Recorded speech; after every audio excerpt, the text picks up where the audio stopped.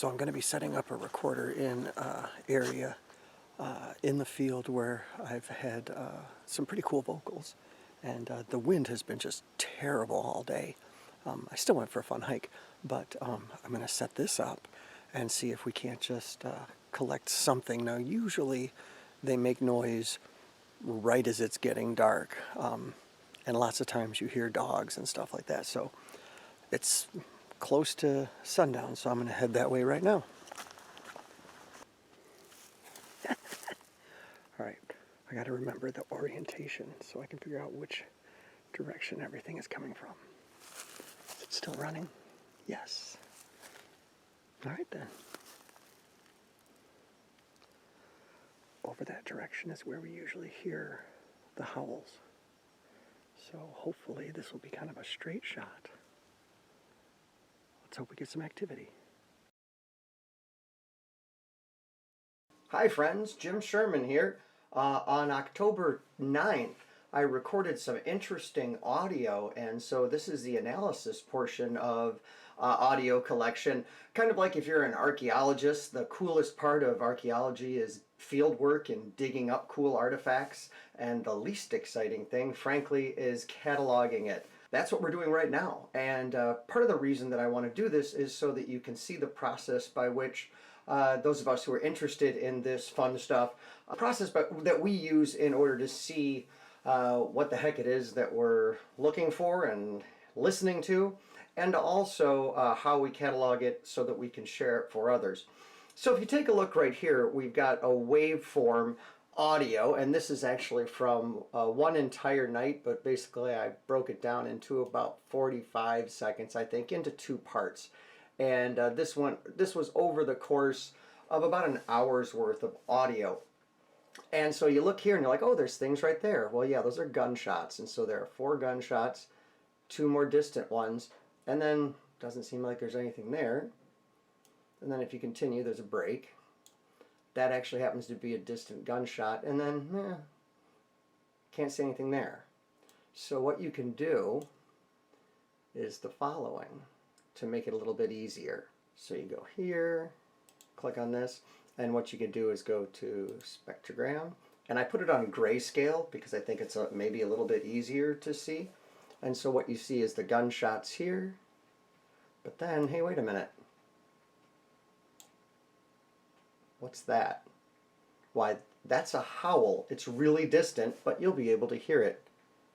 Then here, there is another gunshot, 10 seconds, and then this crazy siren-like cool howl. Initially, frankly, I thought it was a siren, but it has some tonal qualities that are just odd and exciting that we'll listen to. Another cool thing that you can do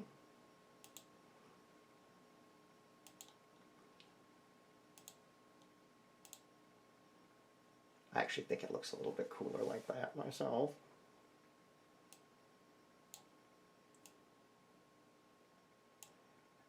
And you can see the howl right there. And then you can see this. So let's listen to these.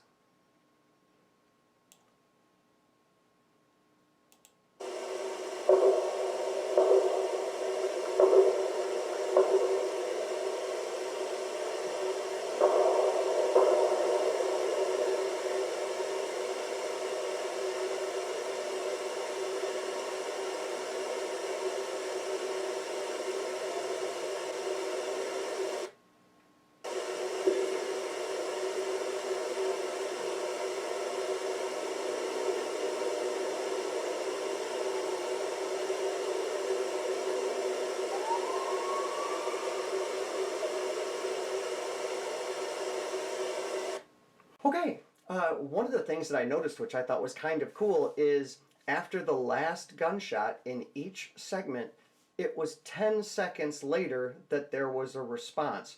One of them was a long ways away and probably hard for you guys to hear, and the other one was either much louder or a little bit closer.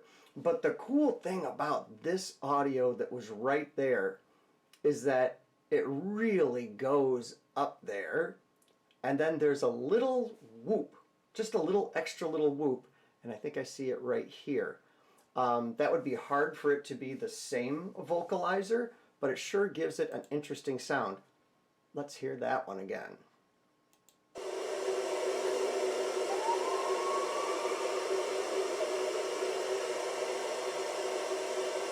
What have we learned? Well, one of the things that we've learned is that just looking at audio, sometimes you might miss things. So put it on a spectrogram and try it grayscale first. It kind of sticks out a little bit more. I just like the color.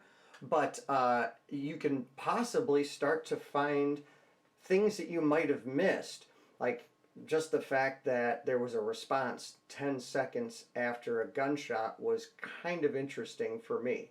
I'm going to continue to do analysis on this, but this is pretty cool. And that howl, I think, the second one in particular, we need to look at that one more closely because it really is, it's eerily similar to something that I heard a couple of counties over, my goodness, about 10 years ago.